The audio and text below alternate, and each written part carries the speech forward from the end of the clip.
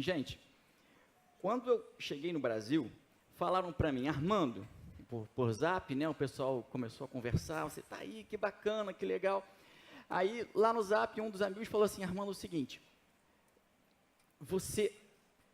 cara, não sei se você está a par de tudo que está acontecendo no Brasil, nesse momento e tal e coisa, mas tem um assunto que você não pode falar, tem um assunto que você não pode tocar. Se você toca nesse assunto, rapidamente, todo mundo que está escutando você vai ser dividido.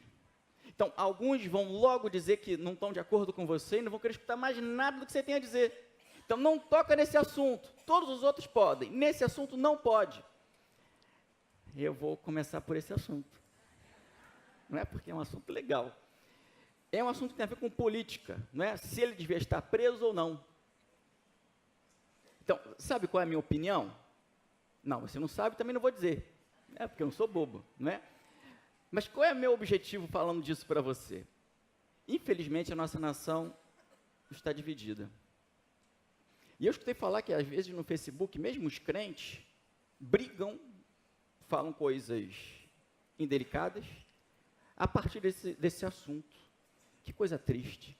A nossa igreja e o nosso país vive um momento muito triste, porque nós estamos divididos. E uma casa dividida contra si mesma não subsiste. Você conhece o texto bíblico. Nós precisamos resgatar essa unidade nacional? Sim, que isso começa pela igreja. E sabe, hoje a gente vai falar de um texto que fala de esperança. Esperança, eu diria para eles, mas desculpa, eu sou missionário, então eu vou sempre falar que é para eles, mas a esperança para mim, para você, para o nosso vizinho, para as pessoas que estão perto e estão longe. Esperança. A mensagem do Evangelho é a mensagem de esperança. E é isso que nós queremos chamar você hoje. Hoje, é isso que o Santo Espírito deseja convidar você. Esse é o convite de Deus nessa manhã para você, que a sua esperança seja renovada nele, para que você possa anunciar essa esperança aos outros que cercam você, para que o Brasil seja melhor, para que o reino de Deus esteja lá entre nós. Essa é a questão. Você conhece o texto bíblico, certamente. Quer ver como é que você conhece? Formosos os pés. A gente não está muito encontrado, a versão é diferente, mas está uma ideia coletiva. Vou propor para você, talvez, uma frase um pouco diferente na minha versão, mas formosos os pés que anunciam o reino e a sua alegria. Formosos os pés que anunciam o reino e a sua alegria. Sabe, o texto é o texto de Isaías, capítulo 52, dos versos 7 a 9. Está escrito assim lá. E ele vai ser projetado, imagino. Reginato me pediu o texto, isso aí. Como são belos nos montes os pés daqueles que anunciam boas novas, que proclamam a paz, que trazem boas notícias, que proclamam salvação, que dizem a Sião, o seu Deus reina. Escutem, suas sentinelas erguem a voz, juntas gritam de alegria. Quando o Senhor voltar a Sião, elas o verão com os seus próprios olhos, juntas cantem de alegria, vocês ruínas de Jerusalém, pois o Senhor consolou o seu povo, ele resgatou Jerusalém. Meu querido, esse texto é um texto que vai começar em Isaías capítulo 40, é uma nova fase do profeta Isaías, quando ele para de falar no século 8 ali para o reino de Judá, e ele se reporta lá na frente, quando o povo já tinha sido levado, o povo de Judá já tinha sido levado cativo até a Babilônia, eles tinham sido aprisionados, eles tinham sido privados da liberdade, a nação que existia um dia, não existia mais. O povo, a unidade, não existia mais. O templo, o sinal da presença do Deus vivo, a esperança concreta, tinha sido destruída. Tudo que eles podiam desejar de bom, de felicidade, de alegria, tinha ruído. Eu lembro do profeta Jeremias, que dizia, nesse tempo, olhando essa realidade, depois da destruição, depois do cerco e da destruição de Jerusalém, podemos dizer dessa maneira, quando o povo foi levado para a Babilônia, ele estava sentado lá, na minha linguagem, na calçada, e você conhece o texto, ele diz, quero trazer à memória aquilo que pode me dar esperança, porque não tinha, diante dos seus olhos, nas circunstâncias, algo que pudesse lhe trazer esperança, tudo estava destruído. Talvez a sua vida esteja hoje assim, ao seu olhar, Nas circunstâncias que cercam você, não há esperança. Mas era o mesmo Jeremias que tinha dito: vão, plantem vinhas, casem-se, vocês vão ficar por lá. Esse é o plano de Deus. Ele sabia que era o projeto de Deus, mas era doído demais. E essa era a circunstância. E diante dessa circunstância triste, nós temos o texto que temos. O profeta Isaías fala: chegará um dia, e naquele momento, eu digo a vocês como são belos os montes, os pés daqueles que anunciam boas novas, que proclamam a paz, que trazem boas notícias, que proclamam salvação, que dizem a Sião: o seu Deus reina. Deus diz para você nessa manhã: o seu Deus reina. A palavra de hoje é uma palavra que nos tira do cativeiro, é uma palavra que nos resgata do cativeiro e nos mostra a esperança de um Deus que pode todas as coisas. E curiosamente, essa palavra retomada pelo apóstolo Paulo em Romanos 10, 15, ele diz lá: e como pregarão se não forem enviados? Opa, missões, fecha parênteses, ninguém escutou. E como pregarão se não forem enviados? Como está escrito: como são belos os pés dos que anunciam boas novas. Sabe o que Paulo quer dizer aqui nesse texto em Romanos, na epístola, na carta aos Romanos? Paulo mostra que o retorno do cativeiro, que eu acabei de mencionar, esse retorno não esgota o sentido da profecia. A profecia era maior que o profeta, graças a Deus. Ela era maior do que o retorno dos cativos de Babilônia. Essa profecia é para nós. O cumprimento perfeito dessa profecia se dá somente na libertação espiritual e no anúncio do reino perfeito do Cristo. Foi esse anúncio que escutamos, foi essa libertação que experimentamos. A esperança tem que estar aqui. É essa esperança que temos de anunciar. Esse é o nosso chamado. Vamos voltar para o texto, porque esse texto, na minha maneira de ver, ele é muito curioso. Ele tem lições muito ricas e pode mudar a sua vida nessa manhã. O convite da palavra para essa esperança começa lá dizendo: como são belos nos montes, como são formosos nos montes. O quê? O que é belo? O que é formoso, segundo o texto? Os pés. Pés bonitos. Esse é um negócio esquisito para engolir. Pé bonito. Tem gente que gosta, né? Oh, que pezinho bonitinho. Oh, que fofurinha aí, meu pezinho. Tem gente que gosta de pé. Eu não sei, né? Tem a turma que aprecia pé. Mas se você começa a pensar um pouco mais em pés, pastor Tiago, desculpa a sinceridade, mas a gente pode pensar no joanete. Aquele joanete começa a aparecer aí do ladinho, que sai, teimoso, não era para sair e sai. É o pequeno joelho, o joanete, que cresce do lado. É um problema, né? O joanete. O pé já não fica tão bonito assim. Se você continua pensando na formosura dos pés, você pode pensar naquela unha encravada, né? Que cresce torta já. Ou então aquela que subiu, quando tinha que subir, ressecou, porque tem uma micose dentro. Que coisa louca. Pé bonito. Pé não é bonito, por definição. Minha esposa fala: sai para lá com esse pé, Armando. Pé é um problema. Mas olha só, hoje os nossos pés estão dentro de sapatinhos bonitos. Tênis, não é? Aquela meia que abafa. Não estou falando do cheiro, não. Aquele negócio ali. Então, isso cuida do seu pé. Mas pensa nessa época onde a sandália de couro deixava grosso o solado do pé, onde a poeira e o calor excessivo daquela região maltratava os pés. E você sabe, aquela famosa rachadura, aparecia não só uma no calcanhar que incomoda, dói, não é? E fica aquele aspecto feio, ela aparecia muito no pé todo. Pensa o pé daquela época. Você acha que esse negócio pode ser dito bonito? Sim ou não? Vamos ser honestos, não. Com a nossa leitura, com a nossa realidade, é impossível que sejam bonitos. Mas pés naquela época não eram bonitos pelo que mostravam. O texto nos convida, a profecia nos convida a sair da aparência. Pés eram bonitos pelo que faziam. Está entendendo? Eram pés que anunciavam a paz, a boa nova, a alegria, a esperança. Pés eram bonitos pelo que faziam. E o nosso chamado hoje começa a sair, o chamado é para sair da aparência religiosa sair da aparência cristã, sair da imagem. Imagem, você conhece o anúncio, não é? Imagem é nada, sede é... Estou velho. Sede é tudo. Não estou fazendo propaganda do refrigerante, não. Eu sei que está velha, sei, mas se você puxar na memória, a propaganda existiu um dia. Mas a questão é, a nossa sociedade é a sociedade da imagem. O vídeo está aqui em cima. Eu esqueci o PowerPoint, culpa minha, eu sei. Não vou poder mostrar algumas imagens para vocês, mas a imagem fala hoje. O discurso precisa ser de frases pequenas, frases que nós podemos ver, porque nós não estamos mais na sociedade onde temos argumentos que duram 1 hora para se desenvolver. A nossa sociedade é das imagens. O Instagram está aí para mostrar, as mídias sociais. Mas precisamos estar além disso, precisamos ir além da imagem, além do momento, precisamos ir para a realidade para fazer alguma coisa. Nós precisamos sair do evangelho da cabeça para o evangelho da prática, precisamos fazer alguma coisa. E essa prática muitas vezes diz que você, Marco falou ainda há pouco de dar um salto, de ousar fazer diferente.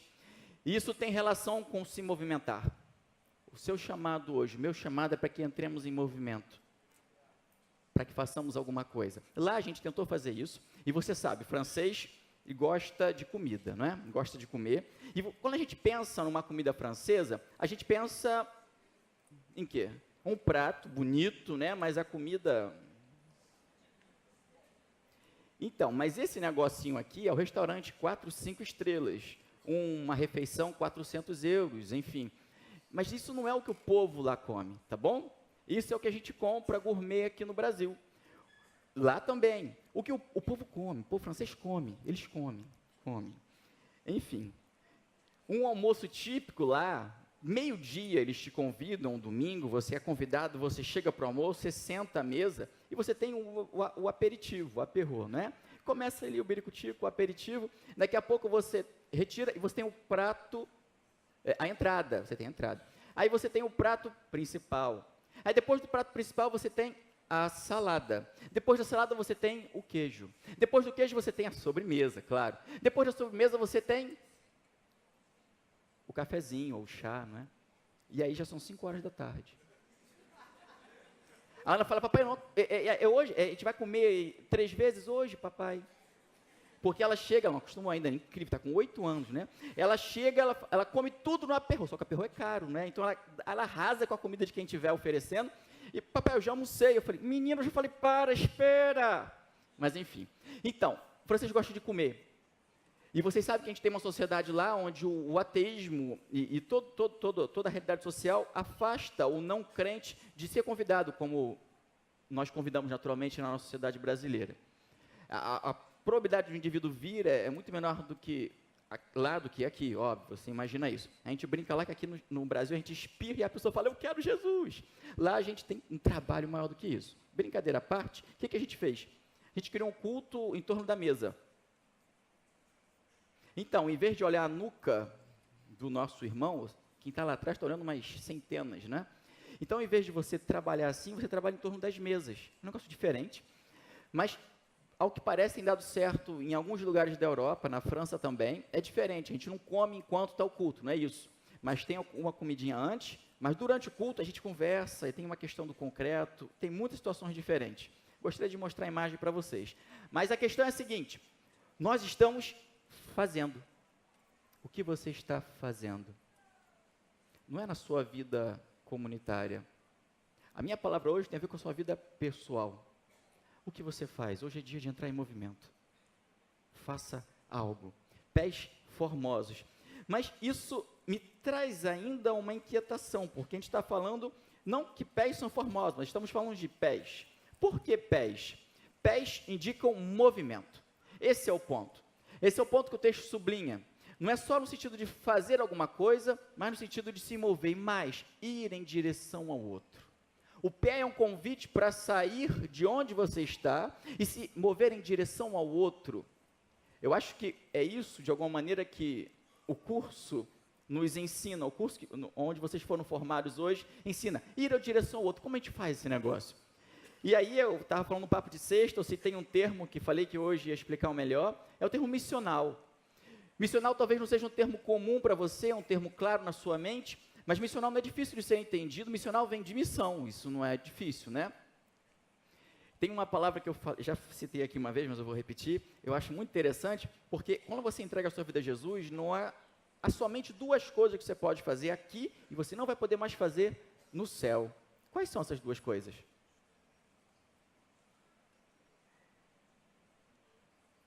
Pode chutar, tem medo de errar não. Está sendo gravado, mas ninguém vai saber que foi você que falou. Evangelizar, está falando de missão, essa é boa, é legal, mas qual é outra coisa que a gente pode fazer aqui e a gente não vai poder fazer no céu?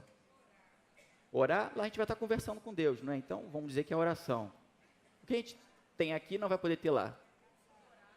Hã?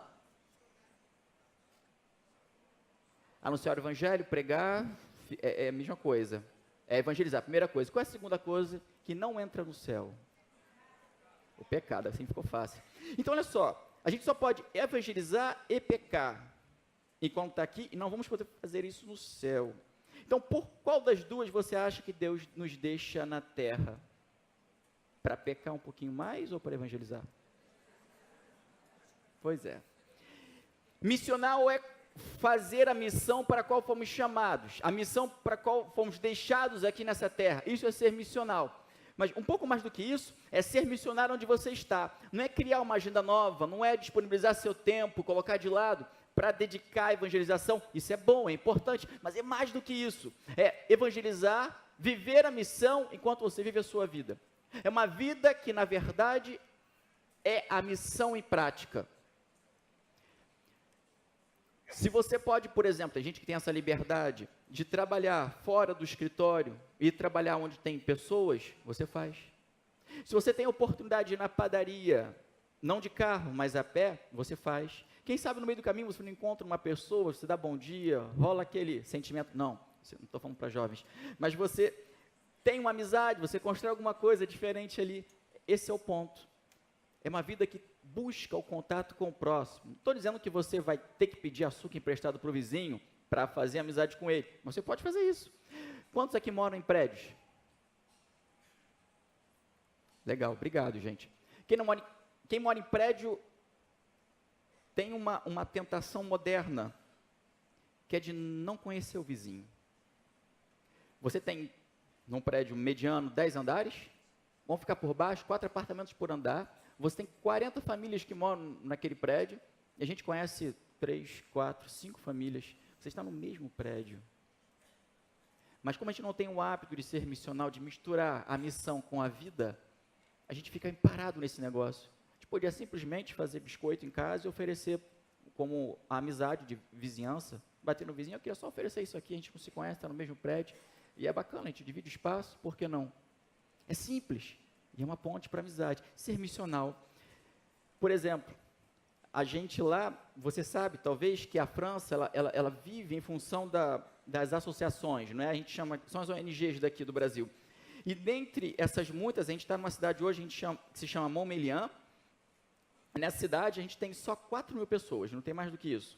Mas ela é a capital social de uma região de pequenas cidades, às vezes de 500 habitantes, tá? A França é assim, ela tem cidades bem pequenas em relação às nossas no Brasil, e ela é a capital, a nossa cidade, desse trecho de 40 mil pessoas. E ali a gente está plantando a igreja. Então ali a gente tem muita associação. Uma delas, um clube de futebol, tá? Queria mostrar para vocês a foto do Davizinho jogando, parece até que sabe jogar, não é? Na foto, ele está fazendo uma pose, mas ele não joga nada ainda. Ele está lá embaixo, posso falar. Mas o que acontece? O Davi é de 13 de janeiro. Passaram só 13 dias para ele ser inscrito, começar a jogar bola nesse ano. Eu sou brasileiro ainda, né? Graças a Deus. Cheguei lá e falei, sabe como é que é? O menino é brasileiro. Ele joga bola. Ele vai jogar, pelo menos, a gente tem esperança. Mas o menino é brasileiro. Ele é canhoto de tudo. Mão, perna, braço, cabeça, ele é todo canhoto. E eu vou acompanhar, eu vou ensinar. Só 13 dias. Canhoto, brasileiro, tudo bem, ó, não tem problema não, vamos lá, francês, me deixaram, bacana isso, né? Vamos lá, vai, joga. Eu faço meu papel de pai e acompanho o Davi no futebol, né? Eu estou presente com ele, estou brincando com ele, a gente discute sobre isso, mas enquanto ele joga, eu fico do lado de fora da grade, onde tem quem? Isso é ser missional.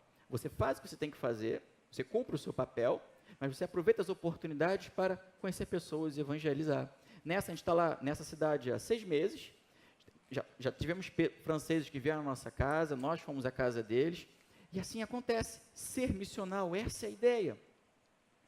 A Ana, ela faz ginástica lá, e os pais também lá, é uma coisa de louca, a quantidade de amizade que a gente pode fazer.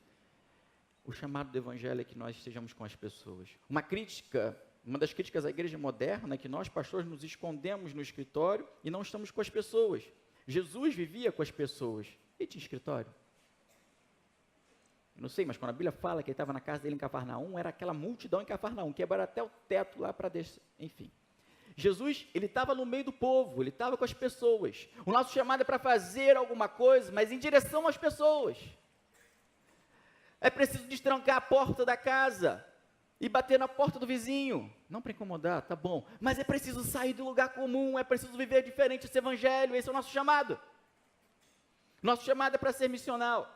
Nessa mudança de paradigma, de mentalidade, uma das pessoas que está com a gente na plantação, ela começou a prestar atenção nas pessoas que estavam em volta dela e estava num ponto de ônibus um certo dia com o bebê dela, e tinha um grupo de adolescentes que são no ensino médio, e esses adolescentes discutiam. Começaram a falar sobre religião não, perguntar, alguém lá saiu com a ideia, cristianismo, o que é isso, hein? Parece absurdo, convenhamos, né? Vamos combinar. É esquisito, uma pergunta dessa para nós aqui, não tem sentido. Mas ela me falou nisso e eu acredito nela. Ela falou, Camila, de qual a nacionalidade dela? Eu esqueci. De onde ela vem? É Porto Rico? Mas é da América Latina. Quando a Camila lembrar, se ela lembrar, eu falo para vocês. Não é não. Mas ela é latina. Ela está na França há 20 anos, casada com um francês e tudo mais. Ela foi estudar e ficou. Talvez algum jovem queira estudar e fique lá, né? Talvez seja a oportunidade, né? Quem sabe a gente aproveita para coletar missionário, ajudante, né? Uma vida missional, lá tem muito o que fazer. Mas, enfim, ela escuta o que é cristianismo? E o silêncio foi sepulcral na rodinha de adolescente, fez citar de manhã o dia seguinte, até que alguém fala, mas o negócio tem a ver com Jesus. Mas Jesus, como assim? Quem é Jesus? Uau! E mudaram de assunto.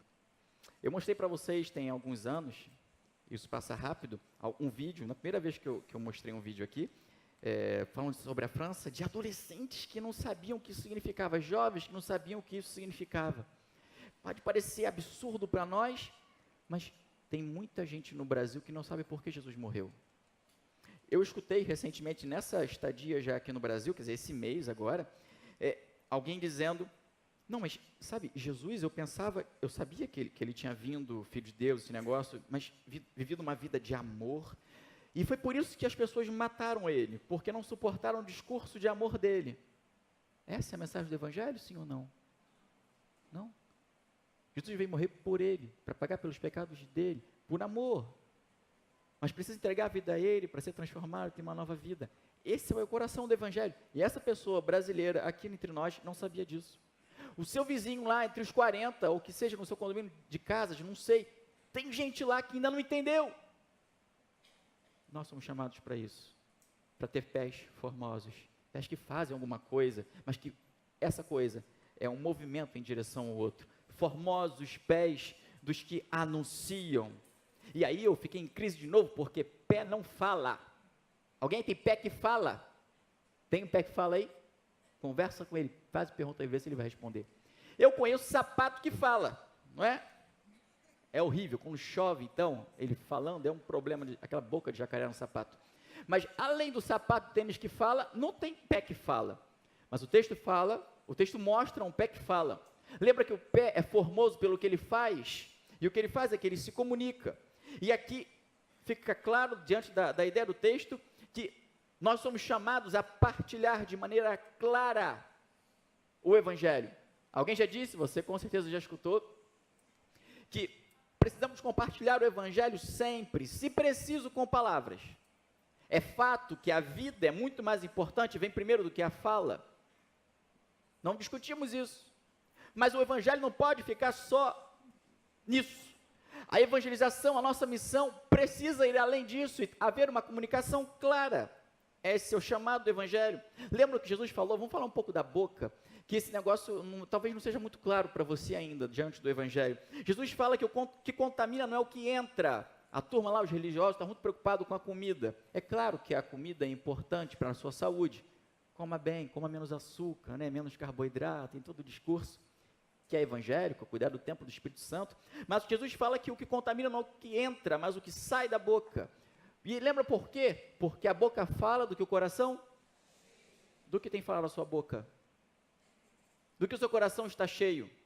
Quando você compartilha com as pessoas que estão à sua volta, na sua escola, no seu trabalho, na sua vizinhança, do que você fala? Daquele assunto do início, né, se devia ou não devia ser preso? Talvez, a política é um negócio que enche o nosso coração, né, até porque é valoroso. Talvez seja do futebol, não é? Eu não tenho muito o que falar nesse momento, está difícil, né? Principalmente com 8 segundos no final, anula o gol, isso não é possível. Mas enfim, futebol é um assunto que a gente fala bastante, mas é isso. Foi o futebol, foi a política, foi a sociedade contemporânea, a novela, o filme, foram eles que mudaram a sua vida. É isso que ocupa o nosso coração. A boca fala do que o coração está cheio. Precisamos nos encher do Senhor para compartilhar essa mensagem. Isso é missão, seja na França ou onde for, aqui, na sua casa. Isso é missão, é falar. Nem todos podemos falar, alguns claramente com a boca, alguns falamos com as mãos, a gente fala do pessoal que fala com libras, mas eles falam. E é disso que a Bíblia fala quando ela nos chama a compartilhar. No Novo Testamento, na mentalidade do hebreu do Novo Testamento, nós vemos a ideia da mudez, a relação boca-garganta, ali é muito clara. A mudez era sinal de possessão demoníaca, porque é o diabo quem impede a fala. Talvez você não saiba, a gente vive hoje na sociedade, e o Novo Testamento traz essa ideia também, da alma, naquela coisa meio fantasmagórico, né? Aquele negócio espiritual, a alma ali que não tem forma. A gente tem esse negócio na nossa cabeça. Mas o hebreu não pensava assim. O povo que ouvia Jesus não pensava assim. O hebreu típico, e até hoje, um judeu típico, ele vai... A alma, a palavra para alma é garganta. Não tem uma outra coisa. Está aqui. O fôlego de vida passa por onde? Pela garganta. Essa é a ideia, tá bom? Essa é a ideia hebraica de alma, está aqui, é indissociável, ela não separa da vida, a vida é esse conjunto.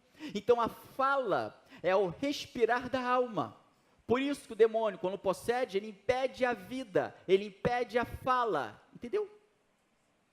Se você não expressa a sua vida, a sua alma está aprisionada. Entendeu por que você precisa falar? Esse é o evangelho. Falar, comunicar o evangelho, é claro que, parênteses para nós que temos relação com surdos e mudos, a gente entende hoje a questão de saúde que está envolvida, tá bom, gente? Eu estou falando para você de uma questão teológica daquele momento, do que o texto quer dizer para nós, queria dizer naquele momento, quer dizer para nós hoje. Quero dizer para você o seguinte, Jesus nos chama a compartilhar. Há tanto poder no uso da língua que Deus impediu Babel. E esse mesmo Deus, o nosso Deus em Atos, usa uma multiplicação de línguas como símbolo do poder que vinha de Deus. É preciso compartilhar. Eu fico empolgado com programações como essa aí, Amor na Cidade, muito bacana. Lá, no final de semana antes de viajarmos, no segundo domingo de abril, depois da Páscoa, nós tivemos a programação que se chama Chambéry Je t'aime. Chambéry Je t'aime Chambéry Eu Te Amo, Recreio Eu Te Amo. Tá? É uma programação de juventude, e toda a juventude da região, com aqueles que não são mais tão jovens, eu estava inscrito, entendeu? Não são mais tão jovens assim, passei só um pouquinho da faixa etária, a gente se inscreveu, éramos 105 pessoas, o jornal noticiou, mas veja, se a gente junta só os jovens daqui, lá de 12 anos a 30 anos, dá quantas pessoas mais ou menos? Uma ideia, pastora, de jovens? 2000, assim, 2000? Lá nós éramos 110. Toda a região, não estou falando de uma igreja não, entendeu? Todos os jovens da região, toda, 110. Qual era a ideia? A ideia, no final de semana, mostrarmos o amor de Deus pela cidade. Vocês já ouviram falar de flash mob, aquele negócio que a gente repete, ensaia uma, né? E vem cada um de um canto e dança, e ali a turma dançou. Eu confesso para vocês, todo mundo que estava de camisa azul lá no projeto, a camisa lá era azul, dançou. Eu fui uma das poucas exceções. Sabe como é que é? A gente tem que tentar. Eu tentei, mas na hora de fazer o negócio lá, pisei no meu pé, eu falei, não, esse negócio de dançar não dá para mim. Mas eu estou aqui orando por vocês, cada um tem que ficar na sua, né? Dançar não era. Mas eu estava lá. O que a gente faz? A gente vai a asilos, naquele mesmo dia, asilo, casas de acolhida de imigrantes, muitos não falam francês, então a gente tem que falar inglês naquele momento. Nós fizemos limpeza de rua, de praça pública, trabalhando na cidade, nós fizemos espetáculo de rua, trabalho com crianças, N coisas. Uma maneira de mostrar o amor pela cidade. É isso que vocês fazem um pouco com o amor na cidade, não é? Então, participe desse negócio, isso é fantástico. Mas isso é a comunidade. É a comunidade. Você é chamado para fazer isso na sua casa. Pés formosos que anunciam, que se expressam. O que eles anunciam? O texto que lemos diz lá, como são belos nos montes os pés daqueles que anunciam boas novas, que proclamam a paz, que trazem boas notícias, que proclamam salvação, que dizem a Sião, o seu Deus reina. O conteúdo da nossa mensagem, ele é vasto, está lá, é paz, são as boas novas. Eu queria ficar nesse trecho, que dizem a Sião, o seu Deus reina. Sabe, a compreensão que Abraão tinha de Deus não é a mesma que nós temos. A compreensão que Abraão tinha de Deus não era a mesma que Davi tinha. Quando a gente estuda um pouquinho a compreensão de Deus na Bíblia, a gente vê que, a gente chama isso de enoteísmo, o nome não faz muito sentido, mas não tem importância, mas essa compreensão ela foi se aprofundando. Na medida que o homem se relacionava com Deus, ele ia compreendendo melhor quem era esse Deus. Em algum momento da história de Israel, por exemplo, existiam vários deuses, e Yahvé era o principal. Até que eles entendessem que ele era o único que existia de verdade, passou o tempo. Nesse momento, no momento que o povo vai para o cativeiro, Deus, para eles, era um Deus do território, era um Deus local, regional. E esse Deus regional, na mentalidade deles, tinha abandonado eles. Quando muito, ele tinha ficado em Jerusalém enquanto eles foram deportados. Era um Deus regional. Mas esse texto diz, para quebrar esse conceito, o seu Deus reina, ele está aqui. Se vocês estão pensando que Deus não está mais com vocês, se vocês pensam que Deus não se importa mais com vocês, que esqueceu vocês, que escolheu um outro povo, que abandonou vocês, esqueçam essa ideia. Deus está aqui e Ele traz você de volta do cativeiro, Ele traz você de volta da prisão onde você está, da sua infelicidade, para dar para você a paz, a alegria, a bênção. Deus está aqui. Não olhe as circunstâncias, olhe o seu amor. Não é isso que diz o texto? A canção? Ele está aqui. Por mais que nós não pensemos mais em Deus como eles pensavam naquela época, é importante que a gente entenda que o conceito é: Jesus está presente. Esse é o nosso anúncio, essa também é a nossa esperança. No Segundo Testamento, no Novo Testamento, nós ouvimos as boas novas do reino de Deus. Não é acaso isso? Então, para aquele povo, Deus voltava a Jerusalém. Nós precisamos entender, Ele está aqui. Como o Evangelho de Mateus termina? Eu preciso falar isso para você. Eis que estou convosco todos os dias até o fim. Eu estou com vocês, não é isso? Tá bom. E depois disso, Jesus é elevado aos céus, não é isso? Sim ou não? Não ou sim? Esse é o último versículo de Mateus. Jesus é elevado ao céu, depois desse texto, sim ou não? Esse é o último verso, não tem mais nada depois. Depois é o Evangelho, outro Evangelho. Eu desafio você a encontrar onde, no Evangelho de Mateus, Jesus é assunto aos céus. No Evangelho de Mateus, Jesus não sobe. Dorme com essa.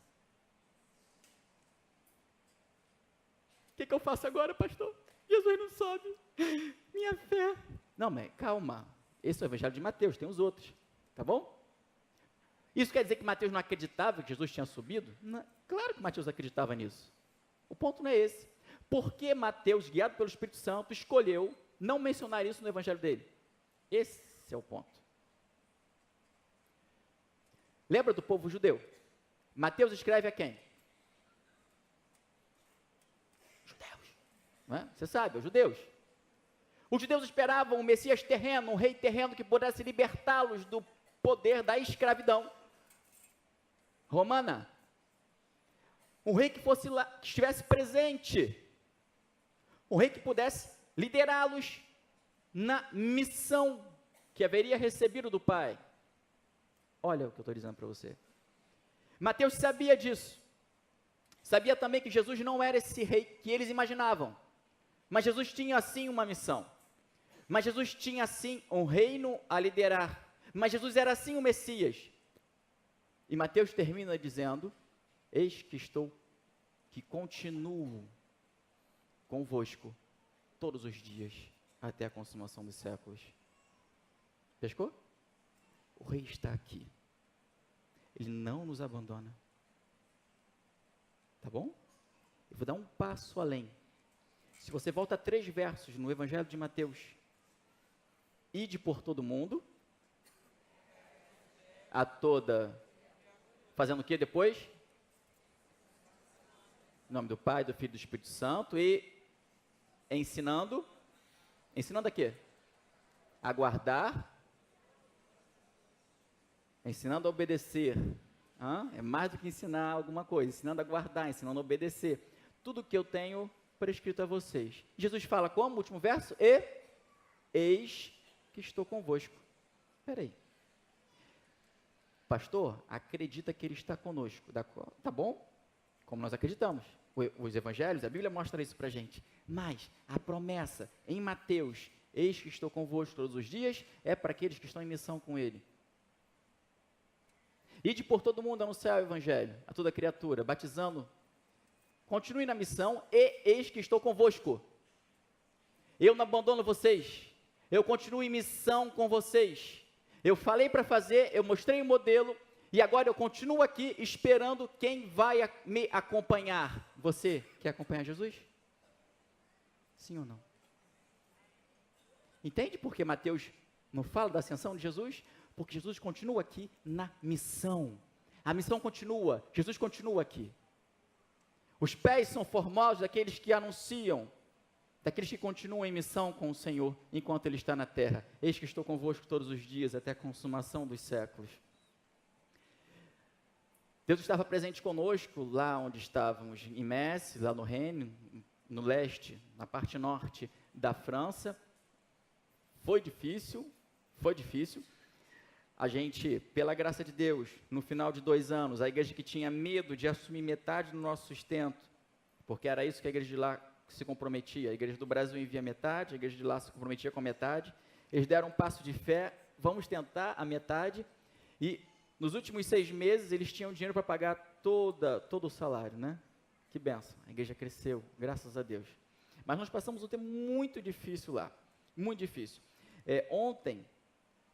Anteontem, essa semana, não importa. Eu estava conversando com um dos nossos missionários lá no mundo árabe, e o nome fictício dele é Caleb, tá? Talvez alguns de vocês conheçam. E ele estava falando, engraçado que ele citou, ele falou, algumas vezes me perguntam se eu quero voltar, se eu penso em voltar. E ele respondeu, todos os dias. Eu falei, eu sou normal.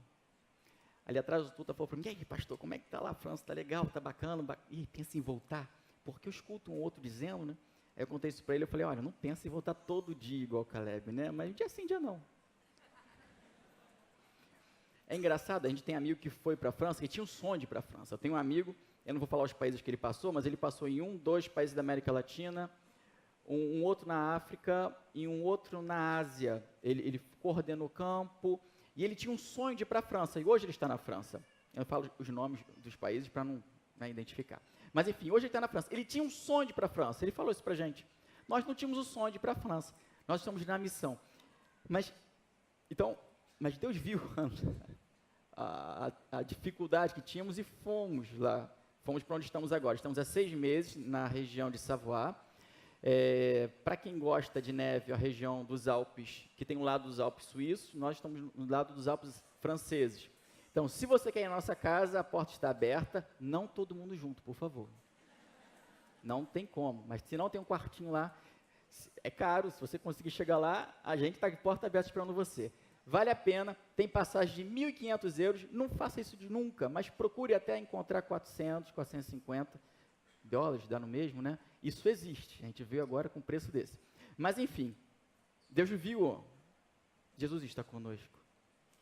Tudo que você sofre na missão, Ele vê, Ele te acompanha, Ele nunca te abandona. Ele nunca te abandona, Ele está com você. Formosos os pés que anunciam o seu Deus reina.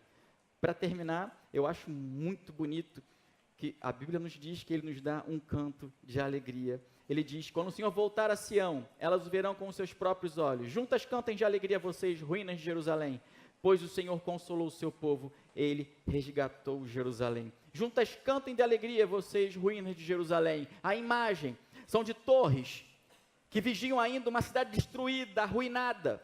Talvez você se sinta assim. E ela diz, cantem de alegria, a esperança voltou. Você não precisa mais chorar, ficar trancado na sua escuridão espiritual, emocional. A esperança está aqui. O choro pode durar uma noite, mas a alegria virá pela manhã. A alegria virá pela manhã. Então, esperança, tenha esperança. É curioso pensar nesse texto, porque ele fala de alegria. Tudo bem, alguém pode ser feliz estando preso, cativo, sim ou não? Sim, você vai dizer, Paulo e Silas, eles cantaram na prisão, não é? Porque eles tinham a esperança do Senhor e tudo mais. Mas é gostoso ficar na prisão? É bom ficar na prisão? Na umidade, na prisão naquela época? É bom sair da sua terra obrigado e não poder voltar? Isso era o cativeiro, né? Agora, mesmo quem disse sim, dá alegria saber que quem você ama está aprisionado? Sim ou não? Dá alegria saber que o teu povo, as pessoas com quem você se importa, estão na prisão? Sim ou não? Dá alegria isso? Não. Então era óbvio, é compreensível a ideia, cantem de alegria, o cativeiro está acabando, certo, gente? Sim ou não? É fácil entender isso. Bem, mais ou menos. Lembra de Jeremias? Plantem vinhas, construam casas, casem-se, deem casamento. Será que em 70 anos, um pouco mais, porque durou um pouco mais, nesse tempo, será que o povo se casou, sim ou não? Será que deram as filhas e os filhos em casamento? E nós conseguimos pensar numa festa de casamento sem alegria? Sem um vinho lá para regar a alegria deles? Não, naquela época, não, de forma alguma. Os casamentos tinham festa, muita festa. Mas espera aí, o povo tinha festa, mas estava cativo. Como é que combina isso tudo na cabeça da gente? Não é difícil, não é difícil. Não é difícil que o profeta possa ainda dizer, cantem de alegria agora, porque agora vocês vão ter a verdadeira alegria. Sabe, a nossa vida explica para a gente isso. Sabe quando você vive a sua vida e você não quer pensar muito na dificuldade? O nosso povo brasileiro tem uma força muito grande, ao mesmo tempo pode ser uma fraqueza, mas uma força de esquecer os problemas. Vai para a rodinha do bar no fim de semana, vai beber um pouquinho e vai esquecer o problema. A gente para ver o futebol, o mundo está desabando na sociedade brasileira, mas a gente para ver o futebol e a gente fica ali, né? A gente torce, fica feliz. Quando torce pelo Flamengo, fica mais feliz, né? Por outros, fica menos feliz. Enfim, isso depende. Brincadeira à parte, nós temos essa capacidade. A gente esquece a realidade. E para casar e ser feliz, não é difícil. Para esquecer a realidade de que eu estou afastado do meu Deus, não era tão difícil assim. E às vezes a gente quer esquecer a realidade, mas Deus nos chama hoje a aprofundar e ver a miséria do nosso povo. Ver talvez a nossa própria miséria. Sair da alegria que é superficial e entender que é só na verdadeira liberdade espiritual. É na verdadeira vida do reino de Deus, onde a alegria real existe. Cantem de alegria. Esse é o chamado para aquele que vive a esperança. E aqui eu quero terminar. Formosos os pés que anunciam o reino. a presença e a sua alegria.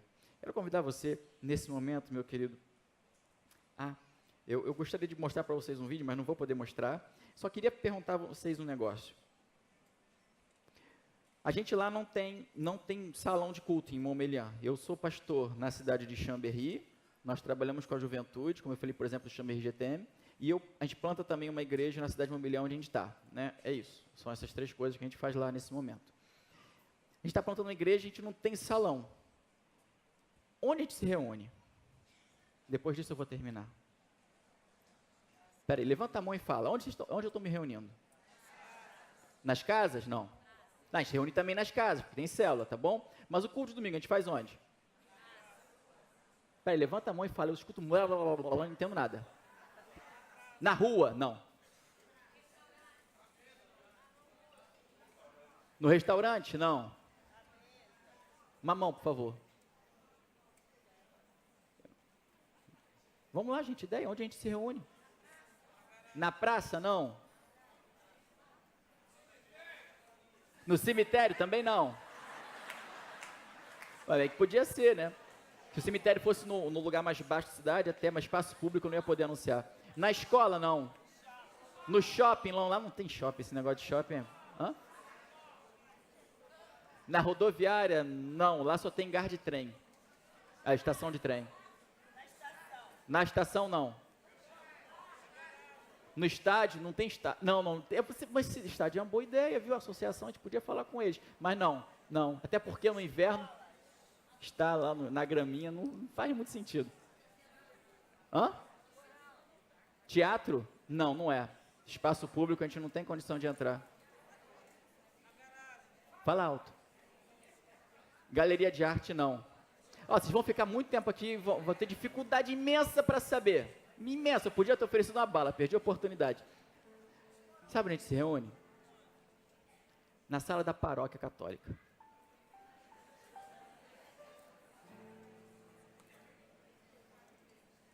O meu Deus reina. Onde abrir a porta eu entro.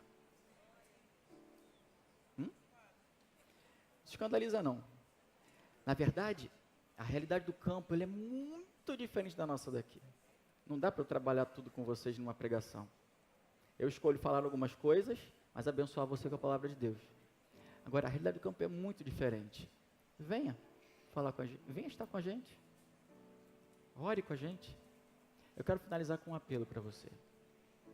Você já escutou talvez isso, mas missões ela se faz de três maneiras, três pés: ir, orar e contribuir.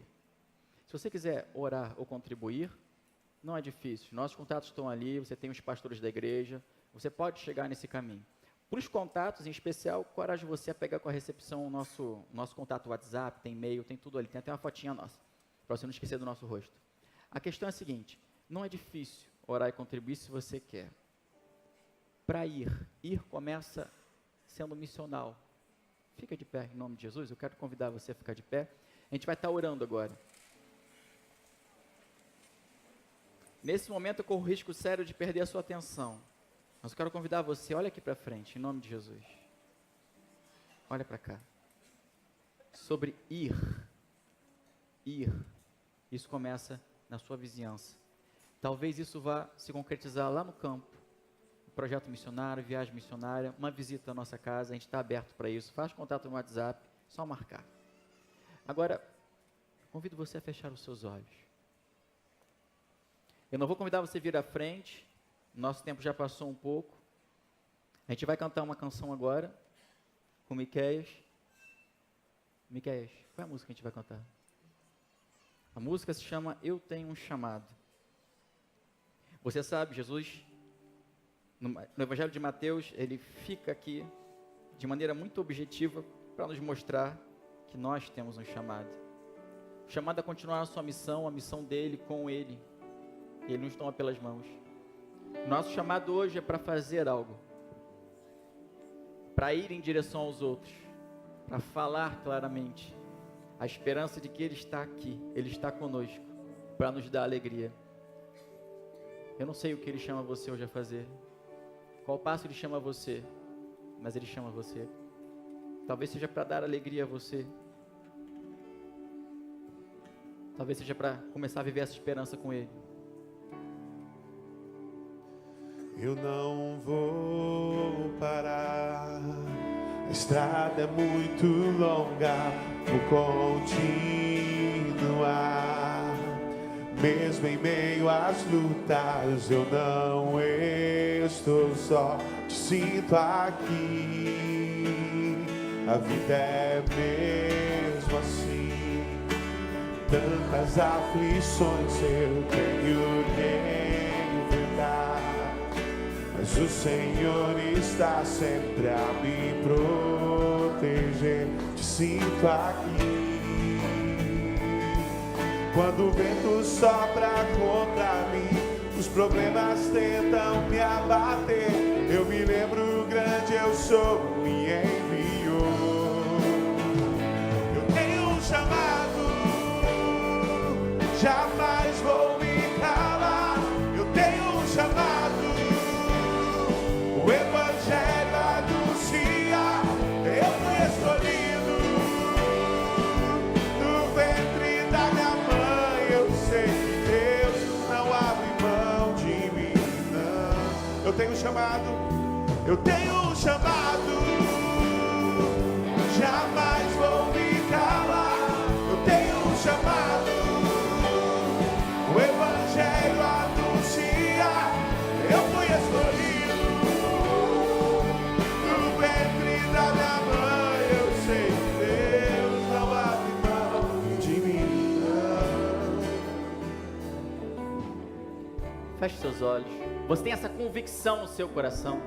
Deus falou com você hoje para ter pés formosos, para sair de onde você está, para se movimentar, para ir em direção ao outro.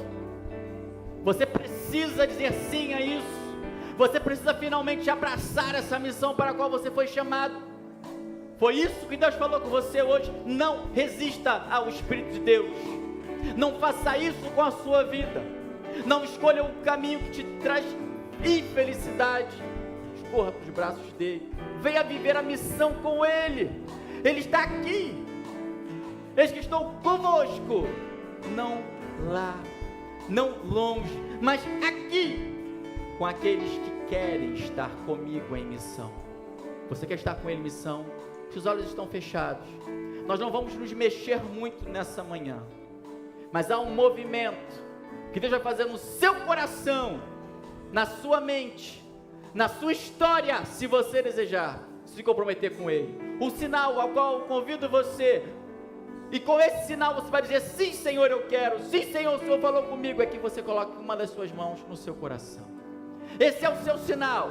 E com esse sinal você diz: Senhor, eu te dedico o centro da minha vida. Eu te dedico a minha história, o meu futuro, que não está mais nas minhas mãos, Senhor, agora está nas tuas. Você dedica a tua vida a Ele. Coloque a mão no seu coração. Talvez o seu chamado hoje, talvez Ele tenha falado hoje com você que você precisa anunciar. A sua garganta precisa expressar a vida que você recebeu dEle. Essa vida está impulsando para sair. O Espírito habita você. Ele quer se manifestar ao mundo. Ele prometeu que vai encher a sua boca, se ela tão somente se abrir. E talvez Ele tenha falado hoje para você: abre a boca, fala, mostra o que eu te dei, mostra a vida que eu te dei. Talvez hoje você tenha que sair do seu quarto escuro para a vida, para viver a esperança, para anunciar a esperança que Ele está aqui, para transformar, para curar, libertar, para nos levar dos cantos escuros, nos tirar dos cantos escuros, dos poços onde estamos, e reinar com Ele em glória nessa vida, assentado nas regiões celestiais. Isso é o que o Novo Testamento diz que Ele quer fazer com você. Essa palavra eterna talvez esteja chamando hoje você para sair das alegrias superficiais, talvez daquelas alegrias da noite, naquelas alegrias onde você está sozinho e você se engana achando que aquilo vai te dar algum prazer. Eu sei que depois que isso passa, Talvez você tenha uma consciência que diga para você, dirigida pelo Espírito Santo, que aquilo não foi realmente o grande prazer, mas você volta e volta e volta. Essa manhã Deus quer curar você. Nessa manhã Deus quer chamar você a sair desse lugar e vir para a alegria real, profunda, que não para, a alegria de viver a missão para a qual Ele chamou você, a alegria de estar com Ele de mãos dadas. Você quer isso? Coloca a mão no seu coração. Se Deus falou com você hoje, se você reconhece que você precisa dar um passo hoje espiritual, Ele quer falar com você, a gente vai orar nesse momento. Pai, em nome de Jesus, obrigado pela Tua presença, obrigado porque o Senhor reina, e o Senhor está conosco, o Senhor nos prometeu, o Senhor não decepciona, o Senhor é fiel. Obrigado porque a Tua presença transforma todas as coisas, inclusive a nossa vida. Pai, eu te peço que aqueles que estão nos quartos escuros da vida, sem esperança, deprimidos, muitas vezes e às vezes, alguns arrasados, talvez o suicídio tenha sido cogitado, Deus, em nome de Jesus, que a Tua esperança os arranque de lá hoje, que a Tua cura venha sobre Sião, que a Tua cura venha sobre nós hoje, aqui no Recreio, nesse lugar, para aqueles que dizem, Senhor, eu preciso dessa esperança, para aqueles que dizem, Senhor, eu preciso anunciar essa esperança, Deus, então faz o mover. Pai, que tenhamos então a coragem de abrir os lábios e a fé de saber que o Senhor vai nos encher. Em nome de Jesus, que possamos mostrar essa vida que recebemos. Isso começa com um testemunho simples. Dá-nos a coragem, a ousadia. Isso vai até os argumentos que o Teu Espírito vai colocar nos nossos lábios, as chaves dos corações que o Senhor vai nos dar, mesmo que sem que conheçamos os outros.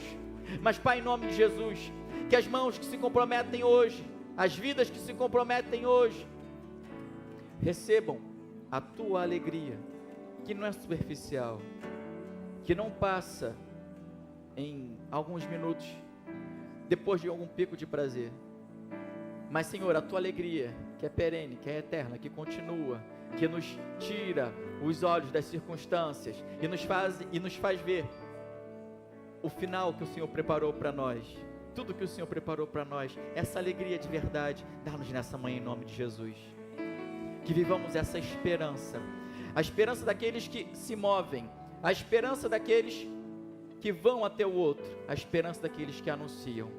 Em nome de Jesus, meu Pai, seja conosco. Nós te pedimos, Deus.